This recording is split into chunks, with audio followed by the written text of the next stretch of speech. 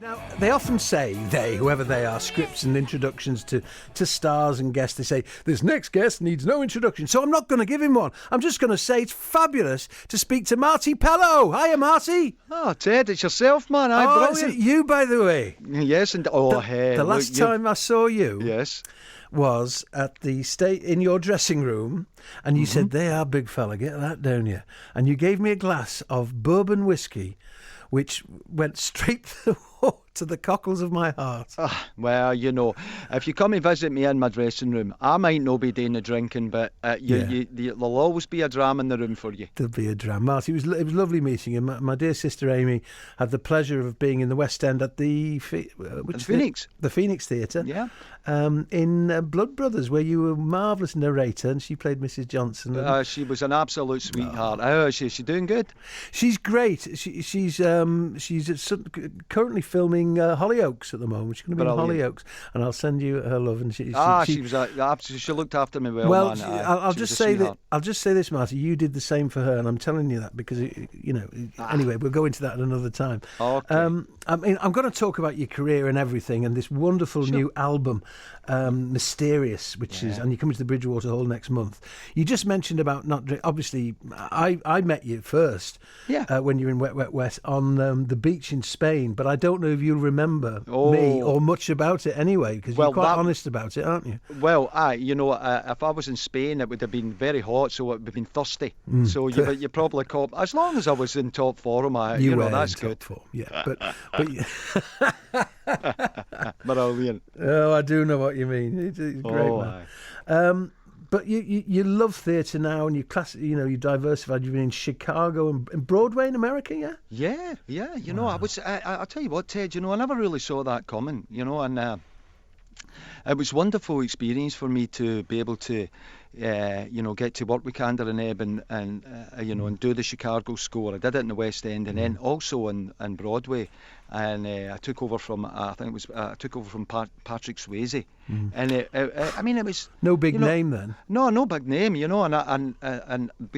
I remember it fondly because the night before you're due to go on, they change all the bulbs, so your name goes up in lights, and I remember standing at the corner, and I wanted to see that happening, and it was a special wee time for me, because I would have never have thought in my wildest dreams a wee boy from Clydebank, and I remember going and phoning my mother and saying, "Hey ma, that's my name, I've got my name in lights in Times Square," and isn't that amazing? So and just you looked up and they'd changed the E to an I. It said Marti Pellow. I've been called a lot worse, let me tell you, give or take a syllable. Well, Shane Ritchie told me a story with Samantha Janus, who's Samantha Womack now, who's in EastEnders, and I'm in a series called Mount Pleasant with Sam, and Shane, who you know and we know, they were in Greece together, and he swears that out on the board it said Ritchie, the Shane Ritchie and Janus, and he said the J dropped off, so just the last bit, and the R came off it, Ritchie.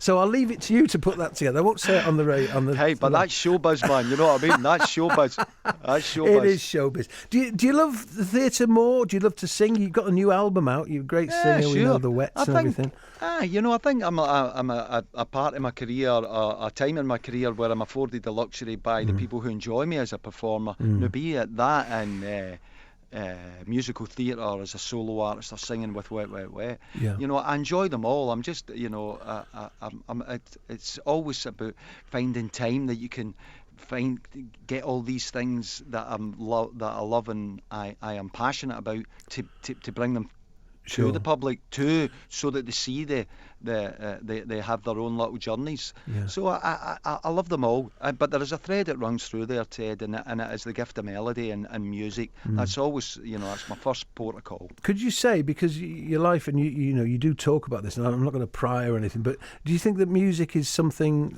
melody is something that has, I won't say saved your life, I mean, well, I will say it, because I've been through a life-changing thing. Absolutely. And you have, and we all sometimes have things in our lives. Yes, I understand. I know what you're getting at, and I think that's the power of music. that it can weaves its way into you and into your soul or into your being. Now, but that could be the first dance that you ever had with your first sweetheart, or you fell in love with. It's so. What was the first dance you fell in love with? The first song? The first song I can remember nervously dancing to was, funny enough, Earth, Wind and Fire and Boogie Wonderland. Well, there's a link there, isn't there? Because there is a link there, and because I got to write with Ali Willis on this album, my new album, and I had to tell her that story, Yeah. Because she wrote Boogie Wonderland in September for Earth, Wind and Fire, and I was telling her this story, and she was laughing away at that, and. But that the two of the greatest songs of all time, aren't they? They really are, and I think that that's the power of music, and it finds its way in there. You can hear a song and it can instantly take you back 20 years or to a memory, and it's a powerful sense memory, like smell is and sound. It's like it really is. Marty, you can stay with us for a few more minutes. We're going to play. We've got "Sound of My Breaking Heart" from your album. Is that right? Yeah. Where Ted Robbins, that's me, is having a great morning, and I've got Marti Pellow on the line. Marty, thank you so much. I'm going to give you another string to your bow now, mate, because I'm so used to it. DJ, I want you to tee up your single, "Sound of My Breaking Heart." Tell us about it, then we'll play it. Go. Oh, all right, great, brilliant. I was always fascinated that when people would say you could hear the sound of breaking glass, I always wondered what the sound of a breaking heart sounded like, or a broken heart, and that got me thinking. So I wrote a song called "The Sound of My Breaking Heart," and here it is for you at BBC Radio Manchester. I hope you all enjoy it. Hey, girls, get the handbag down, let's have a dance. Here it is. Woo.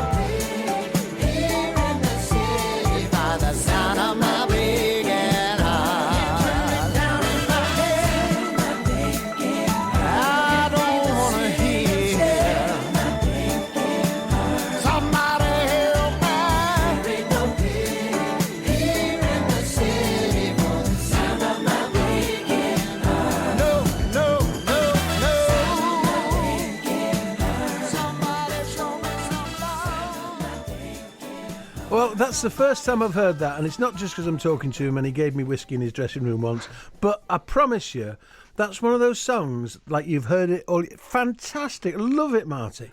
Oh, great, man. I'm not just blowing smoke.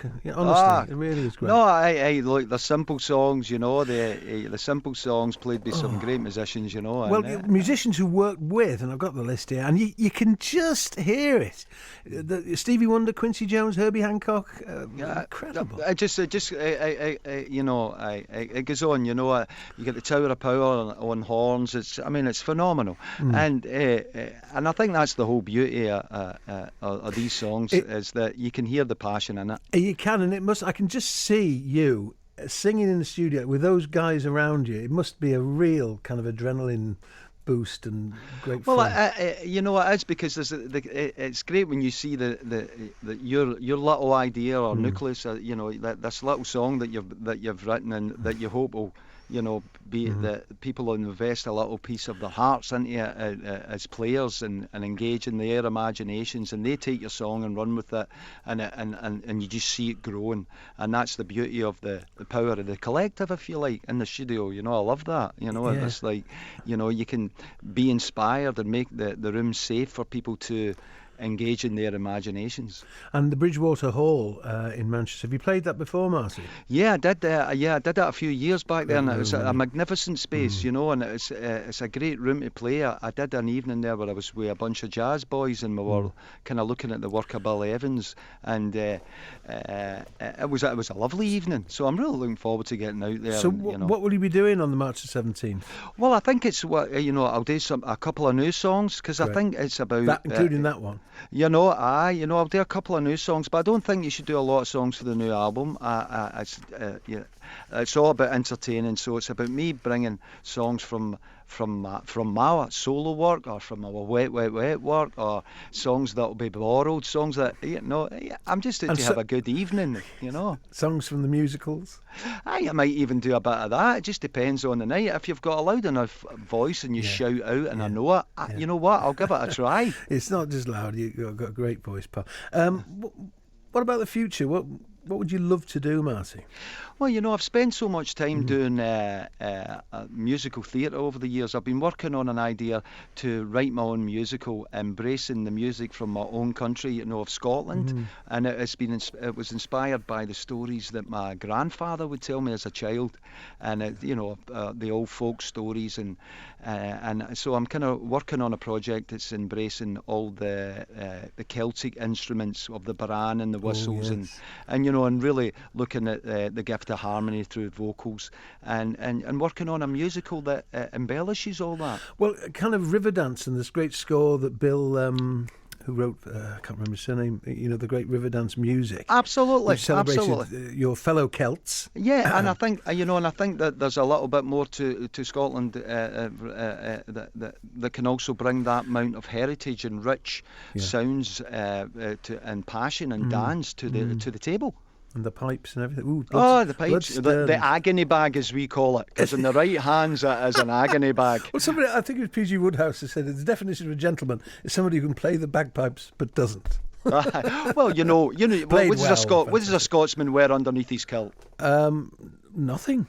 A pair of shoes. Oh, is there anything worn under the kilt? Well, I don't know. I would imagine. The tag is there anything worn under the kilt? No, madam, it's all in perfect working order. Oh, dear. Hey, Ted, see, hey, there's a dual thing happening here. Come on. I'm reversing to see you, Jimmy Land now. As I say, my French accent's coming on well. Well, Marty, what about now? Are you on tour at the moment with the album? And that's me. Show? I'm going to go on tour. I'm out talking about it. I'm just living it. That's it. Living it and loving it. Living it and loving it. You're a great man, and I'm not just saying that. And I'll give our Amy. Give her a wee cuddle from me. She was a sweetheart. I'll try and catch up with you soon. And great, I can't wait to hear the whole album, Mysterious, which is out now, yeah? Yes, that comes out March the 10th, actually. Sorry, the single's out now, March 10th. But Sound of My Breaking Heart is from Marti Pellow's new album, Mysterious, featuring some of the greatest musicians on the planet today. And he's up in Manchester with us on March the 17th at the Bridgewater Hall. Marti Pellow, as ever, a joy. And we're going to play one of your favourites, Earth, Wind and Fire. Oh, come on. Boogie Wonderland again. All right. Our handbags are out. Marty! Here we go. Cheers, It's Friday. It's Friday!